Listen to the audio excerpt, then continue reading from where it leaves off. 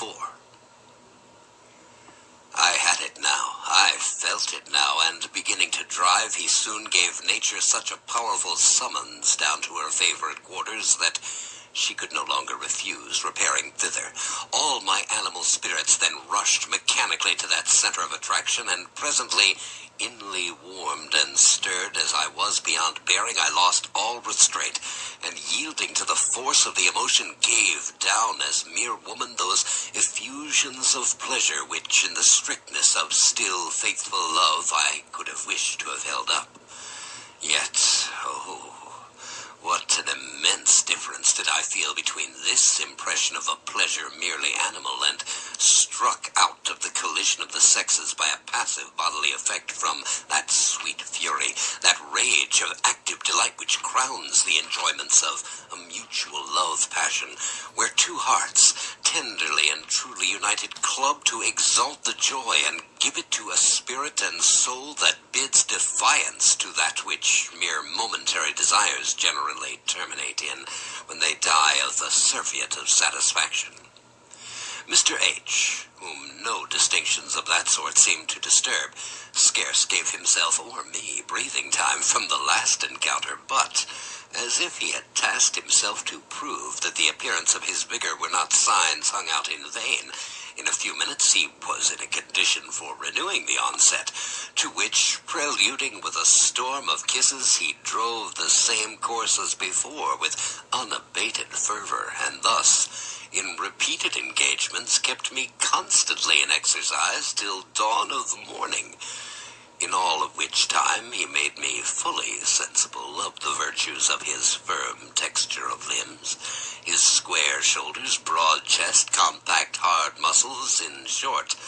a system of manliness that might pass for no bad image of our ancient sturdy barons when they wielded the battle-axe, whose race is now so thoroughly refined and frittered away to more delicate and modernly built frames of our pap-nerved softlings, who were as pale, as pretty, and almost as masculine as their sisters. Mr. H., content, however, with having the day break upon his triumphs, delivered me up to the refreshment of a rest we both wanted, and we soon dropped into a profound sleep. Though there was some time awake before me, yet he did not offer to disturb a repose he had given me so much occasion for, but on my first stirring, which was not till past 10 o'clock, I was obliged to endure one more trial of his manhood. About 11, in came Mrs. Jones with 2 basins of the richest soup which her experience in these matters had moved her to prepare. I pass over the fulsome compliments, the cant of the decent procuress with which she saluted us both, but though my blood rose at the sight of her, I suppressed my emotions and gave all my concern to reflections on what would be the consequence of this new engagement. But Mr. H., who penetrated my uneasiness, did not long suffer me to languish under it. He acquainted me that, having taken a solid, sincere affection to me, he would begin giving me one leading mark of it by removing me out of the house, which must for many reasons be irksome and disagreeable to me, into convenient lodgings, where he would take all imaginable care of me, and desiring me not to have any explanations with my landlady, or be impatient till he returned, he dressed and went out, having left me a purse with 22 guineas in it, being all he had about him, as he expressed it, to keep up my pocket until further supplies. As soon as he was gone, I felt the usual consequence of the first launch into vice, for my love attachment to Charles never appeared to me in that light. I was instantly borne away down the stream without making back to shore. My dreadful necessities, my gratitude, and above all, to say the plain truth, the dissipation and diversion I began to find in this new acquaintance from the black, corroding thoughts my heart had been prey to ever since the absence of my dear Charles, concurred to stun all contrary reflections. If I now thought of my first, my only charmer, it was still with the tenderness and regret of the fondest love, embittered with the consciousness that I was no longer worthy of him. I could have begged my bread with him all over the world, but, wretch that I was, I had neither the virtue nor courage requisite not to outlive my separation from him. Yet, had not my heart been thus pre-engaged, Mr. H. might probably have been the sole master of it. But the place was full, and the force of conjectures alone had made him the possessor of my person, the charms of which had, by the by, been his sole object and passion, and were, of course, no foundation for a love either very delicate or very durable. He did not return until 6 in the evening to take me away to my new lodgings, and my movables being soon packed and conveyed into a hackney coach, it had cost but little regret to take my leave of a landlady whom I thought I had so much reason not to be overpleased with, and as for her part, she made no other difference to my staying or going but what that of the profit created. We soon got to the house appointed to me, which was that of a plain tradesman who, on the score of interest, was entirely at Mr. H.'s devotion, and who let him the first floor, very genteelly furnished, for 2 guineas a week, of which I was instated mistress, with a maid to attend me. He stayed with me that evening, and we had a supper from a neighboring tavern, after which, and a gay glass or two, the maid put me to bed. Mr. H. soon followed, and, notwithstanding the fatigues of the preceding night, I found no quarter nor remission from him. He piqued himself, as he told me, on doing the honors of my new apartment. The morning pretty well advanced. We got to breakfast, and the ice now broke. My heart, no longer engrossed by love, began to take ease, and to please itself with such trifles as Mr. H.'s liberal liking led him to make his court to the usual vanity of our sex. Silks, laces, earrings, pearl necklace, gold watch, in short, all the trinkets and articles of dress were lavishly heaped upon me,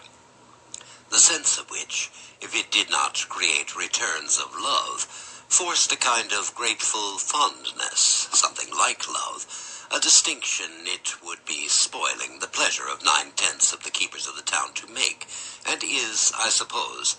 a very good reason why so few of them ever do make it. I was now established the kept mistress in form, well lodged with a very sufficient allowance, and lighted up with all the luster of dress. Mr. H. continued kind and tender to me, yet with all this I was far from happy, for, besides my regret for my dear youth, which, though often suspended or diverted, still returned upon me in certain melancholic moments redoubled with violences, I wanted more society, more dissipation. As to Mr. H., he was so much my superior in every sense that I felt as if it too much to the advantage of the gratitude I owed him. Thus he gained my esteem, though he could not raise my taste. I was qualified for no sort of conversation with him except one sort, and that is a satisfaction which leaves tiresome intervals, if not filled up by love or other amusements. Mr. H., so experienced, so learned in the ways of women, numbers of whom had passed through his hands, doubtless soon perceived this uneasiness, and, without approving or liking me the better for it, had the complacence to indulge me. He made suppers at my lodgings, where he brought several companions of his pleasures with their mistresses, and by this means I got into a circle of acquaintance that soon stripped me of all the remains of bashfulness and modesty which might yet be left of my country education, and were, just to a taste, perhaps the greatest of my charms. We visited one another in form, and mimicked, as near as we could, all the miseries, the follies, and the impertinences of the women of quality, in the round of which they trifled away their time, without its ever entering into their little heads that on earth there cannot subsist anything more silly, more flat, more insipid and worthless than, generally considered, their system of life is. They ought to treat the men as their tyrants. Indeed, were they to condemn them to it. But though amongst the mistresses I was now acquainted with a good many besides some useful matrons who lived by their connections with them, I hardly knew one that did not perfectly detest her keeper, and of course made little or no scruple of any infidelity she could safely accomplish. I had still no notion of wronging mine, for, besides that no mark of jealousy on his side induced in me desire, or gave me the provocation to play him a trick of that sort, and thus the constant generosity, politeness, and tender attentions to please me forced a regard to him that, without affecting my heart, ensured him my fidelity. No object had yet presented that could overcome the habitual liking I contracted for him, and I was on the eve of obtaining from the movements of his own voluntary generosity a modest provision for life, when an accident happened, which broke all the measures he had resolved upon in my favor. I had now lived near 7 months with Mr. H, when one day, returning from my lodgings in the neighborhood, where I used to stay longer, I found the street door open, and the maid of the house standing at it, talking with some of her acquaintances, so that I came in without knocking, and as I passed by, she told me Mr. H was above. I stepped upstairs into my own bedchamber with no other thought than of pulling off my hat, etc., and then to wait upon him in the dining room, into which my bedchamber had a door, as is common enough. Whilst I was untying my hat strings, I fancied I heard my maid Hannah's voice, and a sort of tussle, which, raising my curiosity, I stole softly to the door, where a knot in the wood had been slipped out, and afforded a very commanding peephole to the scene, then in agitation, the actors of which had been too earnestly employed to hear my opening my own door from the landing place on the stairs and into my bedchamber. The first sight that struck me was Mr. H, pulling and hauling this coarse country strammel toward a couch that stood in the corner of the dining room, to which the girl made only a sort of awkward, boydening resistance, crying out so loud that I, who listened at the door, could scarce hear her. "Pray, sir, don't leave me alone. I am not for your turn. You cannot, sure, demean yourself with such a poor body as I. Lord, sir, my mistress may come home. I must not, indeed. I will cry out." All of which did not hinder her from insensibly suffering herself to be brought to the foot of the couch, upon which a push of no mighty violence served to give her a very easy fall, and my gentleman, having got up his hands to the stronghold of her virtue, she no doubt thought it was time to give up the argument, and that all further defense would be in vain, and he, throwing her petticoats over her face, was now as red as scarlet, discovered a pair of stout, plump, substantial thighs, and, tolerably white, he mounted them round his hips, and, coming out with his drawn weapon, struck it in the cloven spot, where he seemed to find less difficult entrance than perhaps he had flattered himself with. For, by the way, this blouse had left her place in the country for a bastard, and, indeed, all his motions shewed he was lodged pretty much at large.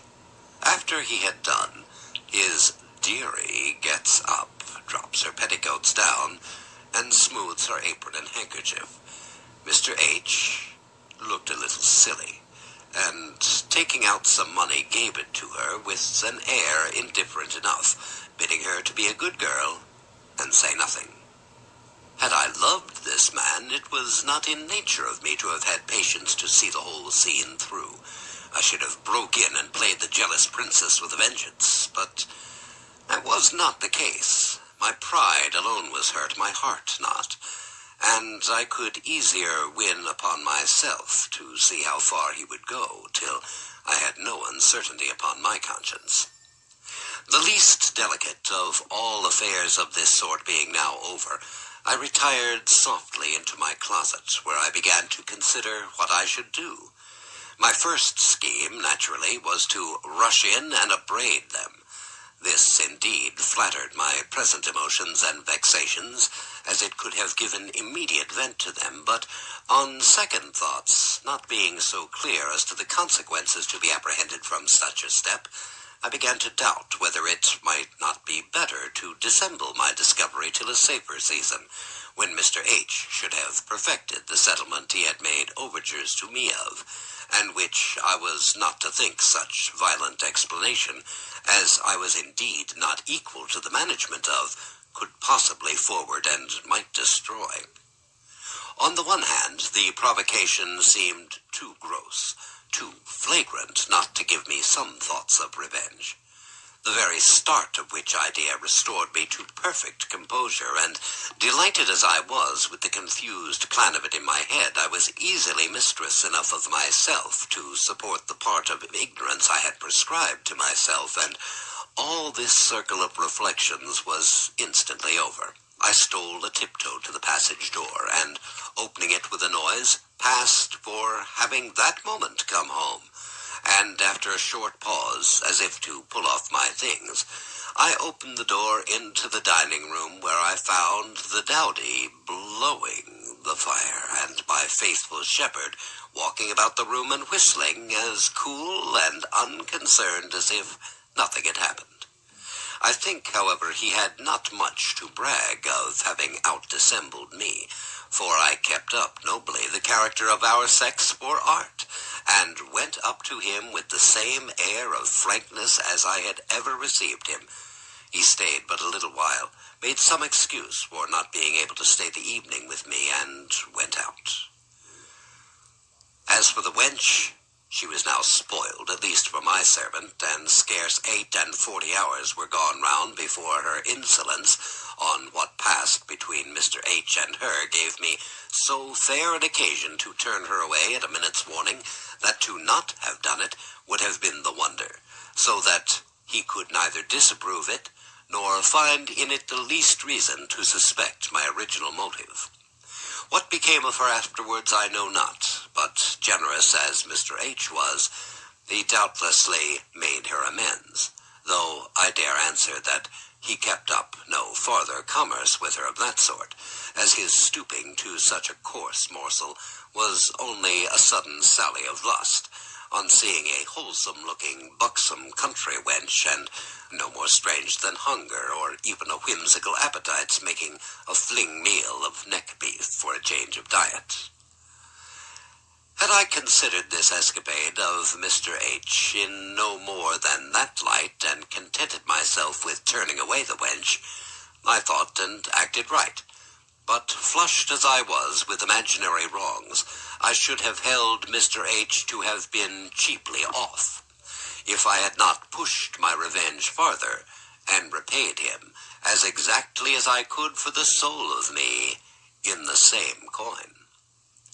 Nor was this worthy act of justice long delayed us. I had it too much at heart. Mr. H. had, about a fortnight before, taken into his service a tenant's son, just come out of the country, a very handsome young lad, scarce turned of 19, fresh as a rose, well-shaped, and clever-limbed, in short, a very good excuse for any woman's liking, even though revenge had been out of the question. Any woman, I say, who was disprejudiced and had wit and spirit enough to prefer a point of pleasure to a point of pride. Mr. H. had clapped a livery upon him, and his chief employ was, after being shewn my lodgings, to bring and carry letters or messages between his master and me, and as the situation of all kept ladies is not the fittest to inspire respect, even to the meanest of mankind, and perhaps less of it from the most ignorant, I could not help observing that this lad, who was, I supposed, acquainted with my relation to his master by his fellow servants, used to eye me in that bashful, confused way, more expressive, more moving, and readier catched at by our sex than any other, and, innocent as he was, he did not himself know that the pleasure he took in looking at me was love or desire. But his eyes, naturally wanton and now inflamed with passion, spoke a great deal more than he durst have imagined they did. Hitherto, indeed, I had only taken notice of the comeliness of the youth, but without the least design. My pride alone would have guarded me from a thought that way, had not Mr. H.'s condescension with my maid, where there was not half the temptation in point of person, set me a dangerous example. But now I began to look on this stripling as in every way a delicious instrument of my designed retaliation upon Mr. H., of an obligation for which I should have made a conscience to die in his debt. In order to pave the way for the accomplishment of my scheme, for 2 or 3 times the young fellow came at me with messages, I managed so as without association to have him admitted to my bedside, or brought to me at my toilette where I was dressing, and by carelessly shewing or letting him see, as if without intention or design, sometimes my bosom rather more bare than it should be, sometimes my hair, of which I had a very fine head in the natural flow of it while combing, sometimes a neat leg that had unfortunately slipped its garter, which I made no scruple of tying before him, easily gave him the impressions favorable to my purpose, which I could perceive to sparkle in his eyes and glow in his cheeks. Then certain slight squeezes by the hand as I took letters from him did his business completely. When I saw him thus moved and fired for my purpose, I inflamed him yet more by asking him several leading questions, such as, had he a mistress? Was she prettier than me? Could he love such a one as I was? And the like. To all which the blushing simpleton answered to my wish, in a strain of perfect nature, perfect undebauched innocence, but with all the awkwardness and simplicity of country breeding. When I thought I had sufficiently ripened him for the laudable point I had in view, one day I expected him at a particular hour. I took care to have the coast clear for the reception I designed him, and as I laid it, he came to the dining-room door, tapped at it, and on my bidding him come in, he did so, and shut the door after him. I desired him then to bolt it on the inside, pretending it would not otherwise keep shut. I was then lying at length on that very couch, the scene of Mr. H.'s polite joys, in an undress, which was with all the art of negligence flowing loose and in a most tempting disorder. No stay, no hoop, no encumbrance whatever. On the other hand, he stood at a little distance that gave me a full view of a fine-featured, shapely, healthy country lad breathing the sweets of fresh, blooming youth. His hair, which was off a perfect shining black, played to his face in natural side curls and was set out with a smart tuck-up behind, new buckskin breeches that, clipping close, shewed the shape of a plump, well-made thigh, white stockings, garter-laced livery, shoulder knot, altogether composed a figure in which the beauties of pure flesh and blood appeared under no disgrace from the lowness of a dress, to which a certain spruce neatness seems particularly fitted. I bid him come toward me and give me the letter, at the same time throwing down carelessly a book I had in my hands. He colored, and came within reach of delivering me the letter, which he held out awkwardly enough for me to take, with his eyes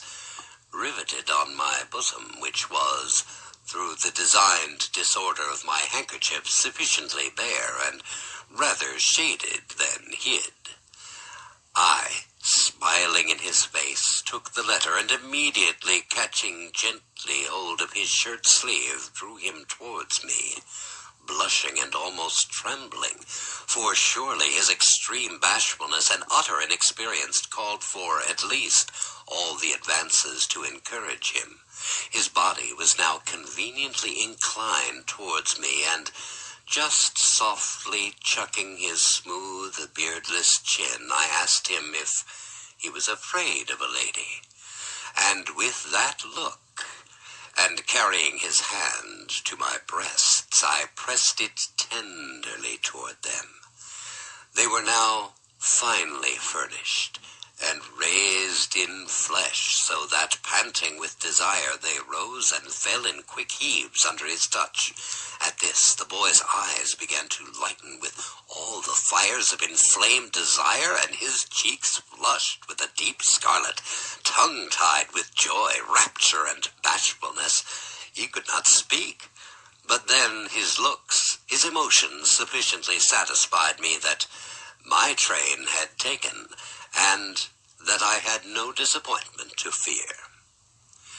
My lips, which I threw in his way now so that he could not escape kissing them, fixed, fired, and emboldened him, and now, glancing my eyes toward that part of his dress which covered the essential object of enjoyment,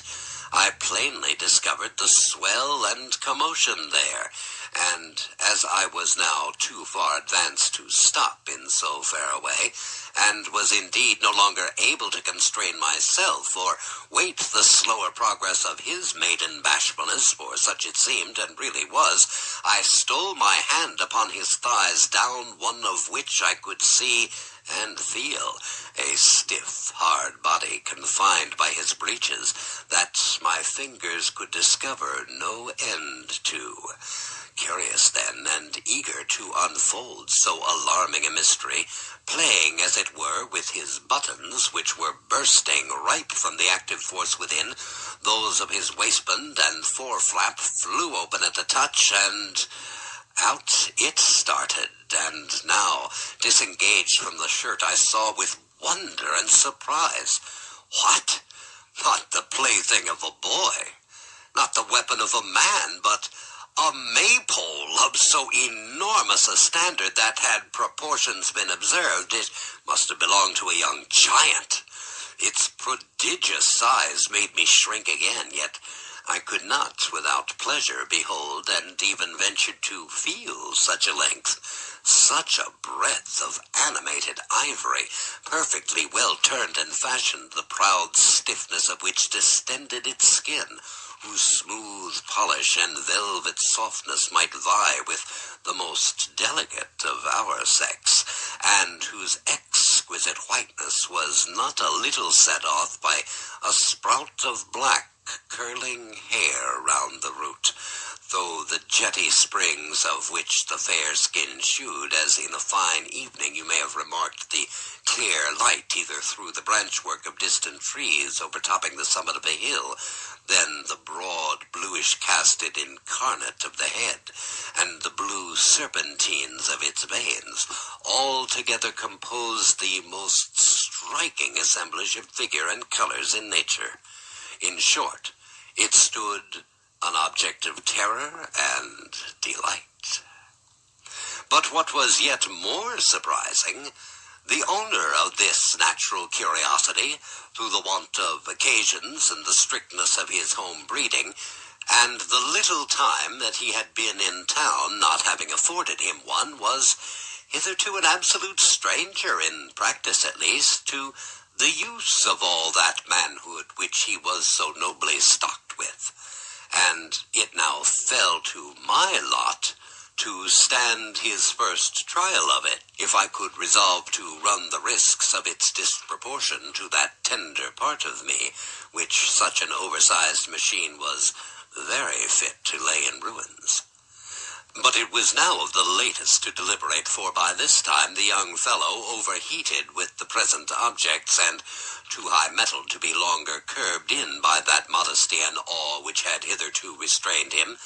ventured under the stronger impulse and instructive promptership of nature alone to slip his hands, trembling with eager, impetuous desires under my petticoats, and seeing, I suppose,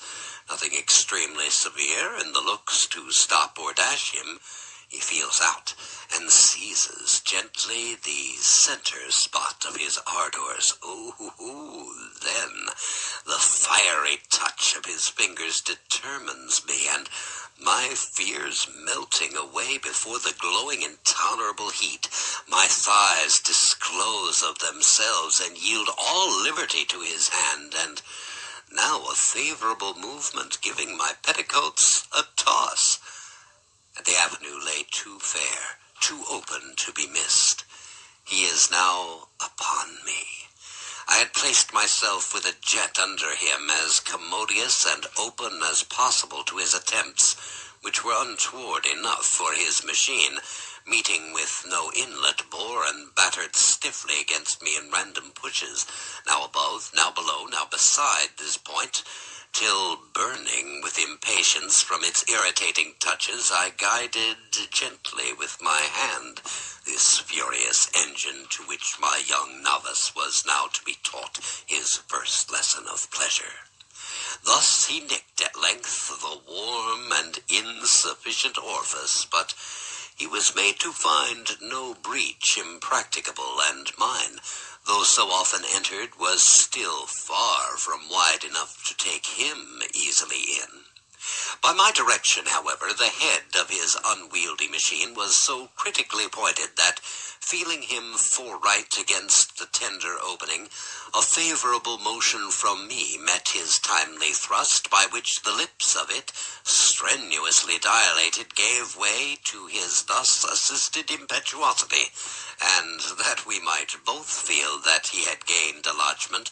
pursuing then this point, he soon, by violent and, to me, most painful piercing thrusts, wedges himself at length so far in as to be now tolerably secure of his entrance. Here he stuck, and I know I felt such a mixture of pleasure and pain as there is no giving a definition of. I dreaded alike his splitting me further up or his withdrawing. I could not bear either to keep or part with him,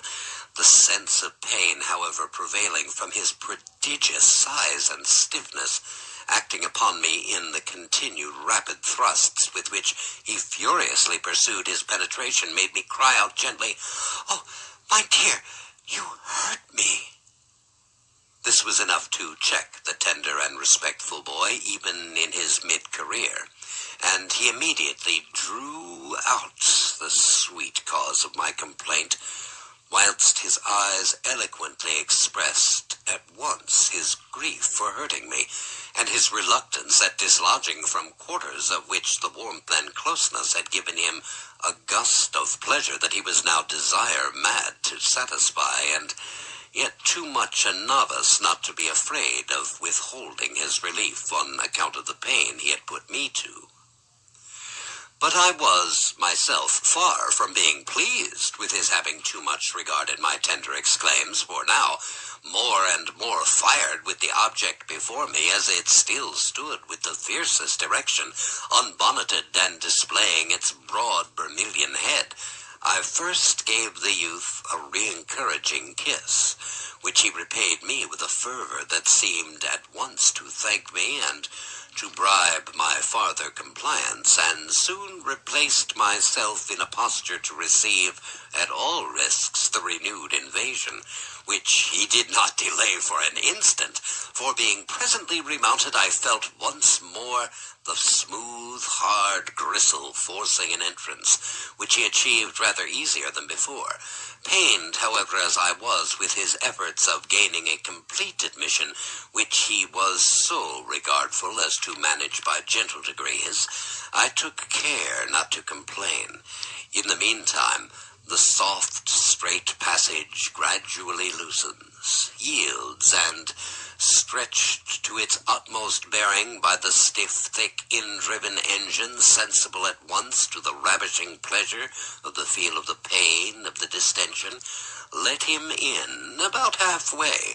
when all the most nervous activity he now exerted to further his penetration gained him not an inch for his purpose, for whilst he hesitated there, the crisis of pleasure overtook him,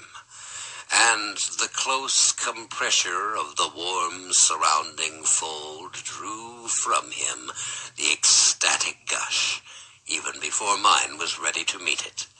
kept up by the pain I had endured in the course of the engagement from the insufferable size of his weapon, though it was not yet in above half its depth. I expected then, but without wishing it, that he would draw, but was pleasantly disappointed, for he was not to be left off so.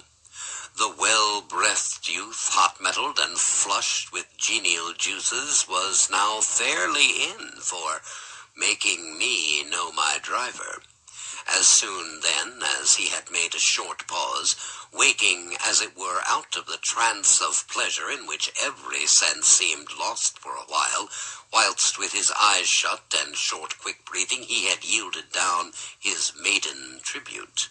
he still kept his post, yet unsated with enjoyment, and solacing in these so new delights, till his stiffness, which had scarcely perceptibly remitted, being thoroughly recovered to him, who had not once unsheathed, he proceeded afresh to cleave open to himself an entire entry to me,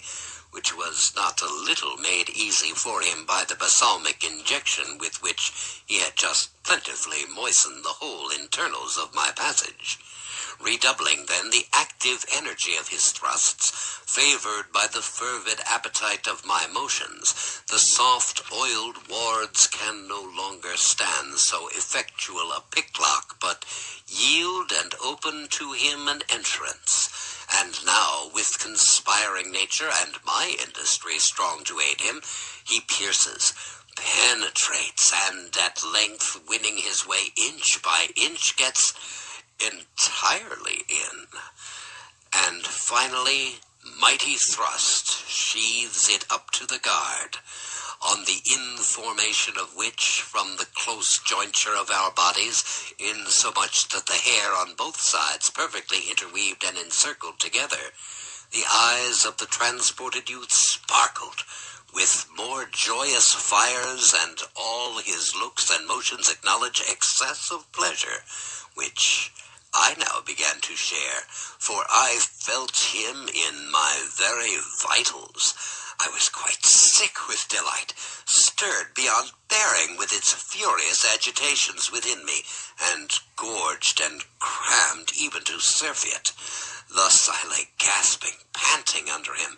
till his token breathings, faltering accents, eyes twinkling with humid fires, lunges more furious, and an increased stiffness gave me to hail the approaches of the second period. It came, and the sweet youth, overpowered with ecstasy, died away in my arms, melting in a flood that shot in genial warmth into the innermost recesses of my body, every conduit of which dedicated to that pleasure was on flow to mix with it. Thus we continued for some instants, lost, breathless, senseless of everything and in every part but those favorite ones of nature in which all that we enjoyed of life and sensation was now totally concentrated. When our mutual trance was a little over, and the young fellow had withdrawn that delicious stretcher with which he had most plentifully drowned all thoughts of revenge in sense of actual pleasure, The widened, wounded passage refunded a stream of pearly liquids which flowed down my thighs mixed with streaks of blood, the marks of the ravage of that monstrous machine of his which had now triumphed over a kind of second maidenhead. I stole, however, my handkerchief to those parts and wiped them dry as I could, whilst he was readjusting and buttoning up. I made him now sit down beside me, and as he had gathered courage from such extreme intimacy, he gave me an after-course of pleasure in a natural burst of tender gratitude and joy at the new scenes of bliss I had opened to him, scenes positively new, as he had never before had the least acquaintance with that mysterious mark, the cloven stamp of female distinction, though nobody better qualified than he to penetrate into its deepest recesses, or to do it nobler justice. But when by certain motions, certain unquietness of his hands that wandered not without design, I found he languished for satisfying a curiosity, natural enough, to view and handle those parts which attract and concentrate the warmest force of imagination, charmed as I was to have any occasion of obliging and humoring his young desires, I suffered him to proceed as he pleased, without check or control, in the satisfaction of them. Easily then, reading in my eyes the full permission of myself to all his wishes, he scarce pleased himself more than me than when, having insinuated his hand under my petticoat and shift, he presently removed those bars to the sight by slightly lifting them upwards, under favor of 1,000 kisses, which he thought perhaps necessary to divert my attention from what he was about. All my drapery being now rolled up to my waist, I threw myself into such a posture upon the couch as gave up to him in full view the whole region of delight, and all the luxurious landscape round it. The transported youth devoured everything with his eyes, and tried with his fingers to lay more open to the sight the secrets of that dark and delicious deep.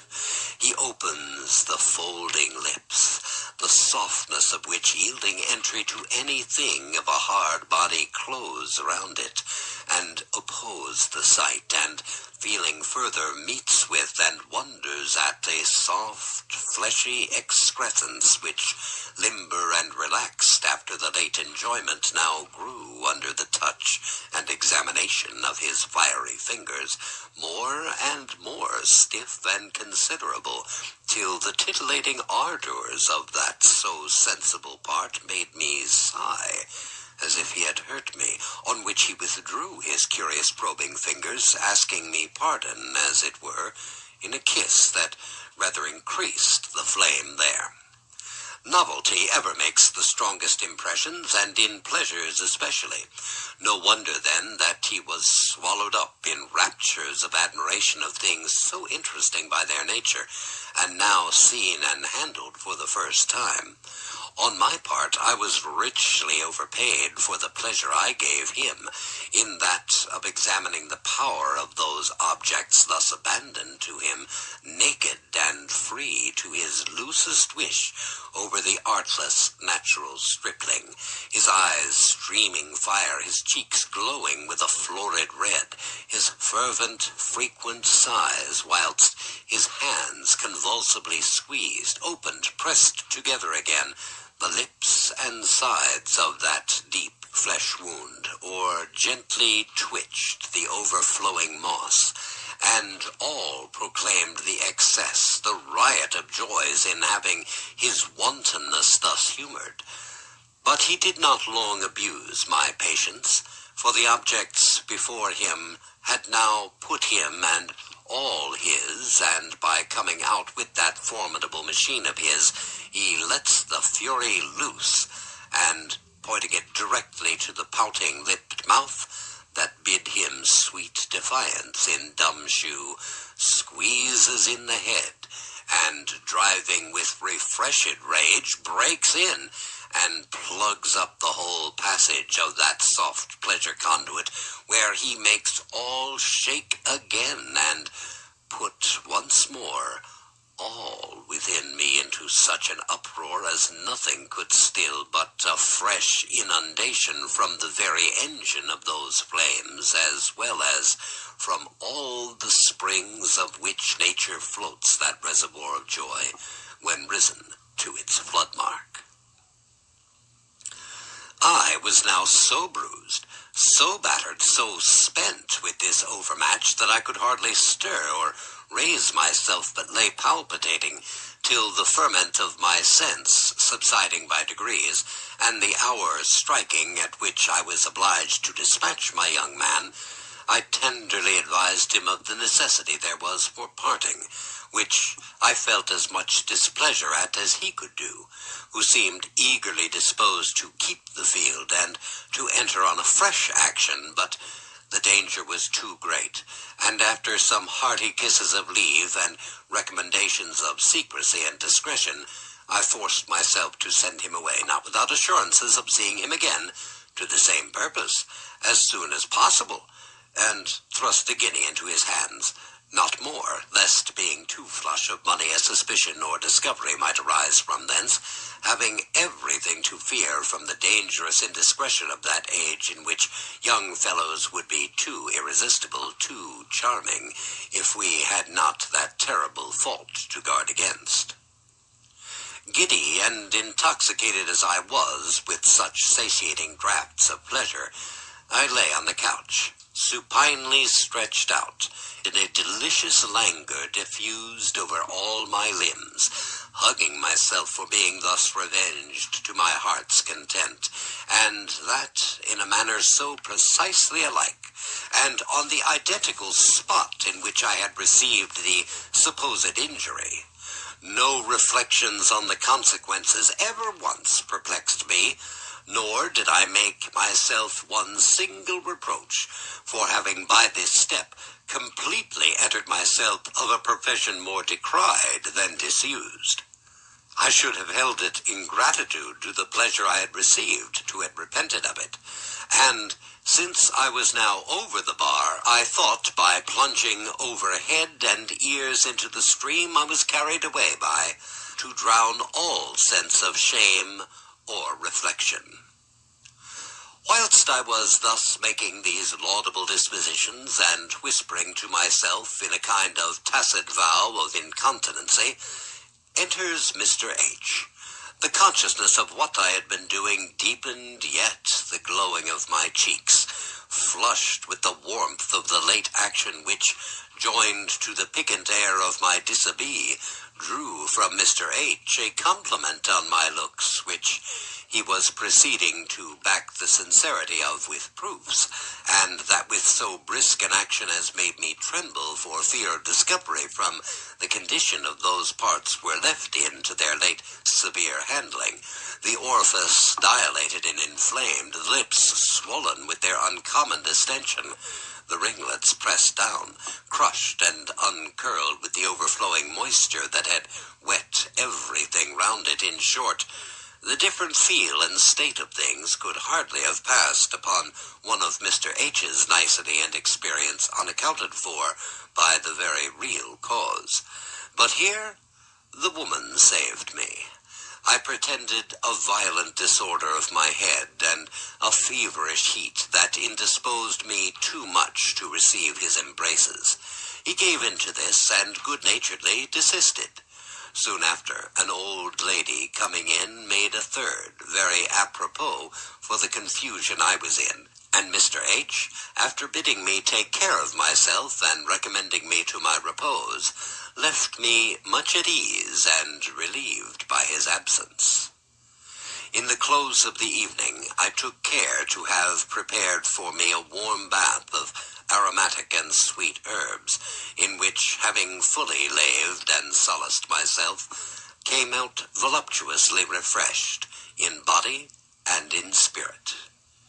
The next morning, waking pretty early after a night's perfect rest and composure, I was not without some dread and uneasiness that I thought of what invocation that tender, soft system of mine might have sustained from the shock of a machine so sized for its destruction.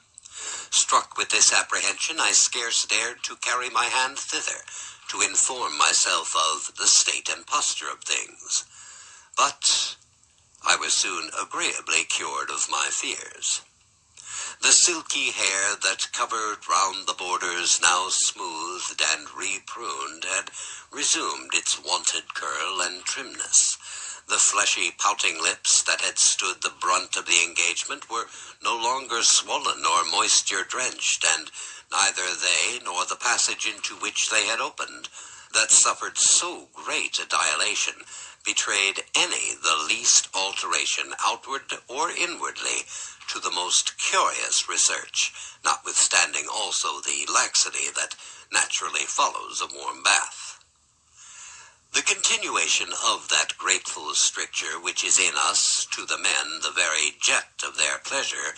I owed, it seemed, to a happy habit of body, juicy, plump, and furnished toward the texture of those parts with a fullness of soft, springy flesh, yielding sufficiently as it does to almost any distension, soon recovers itself to retighten that strict compression of its mantlings and folds which form the sides of the passage, wherewith it so tenderly embraces and closely clips any foreign body introduced into it,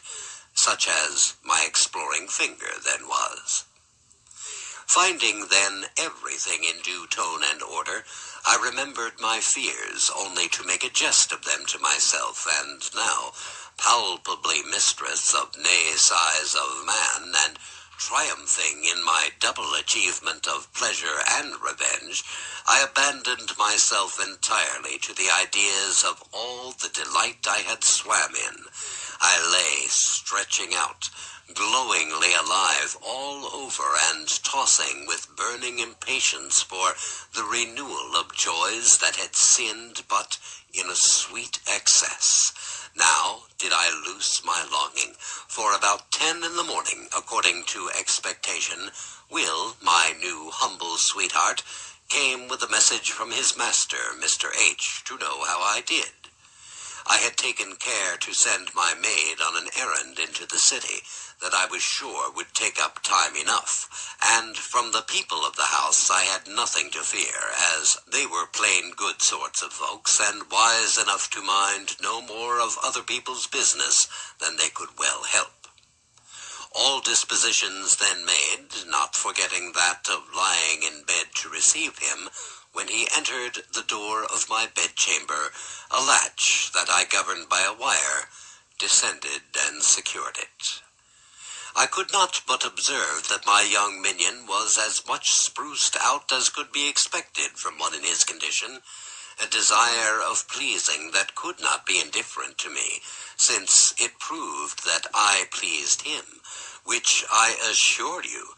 was now a point I was not above having in view.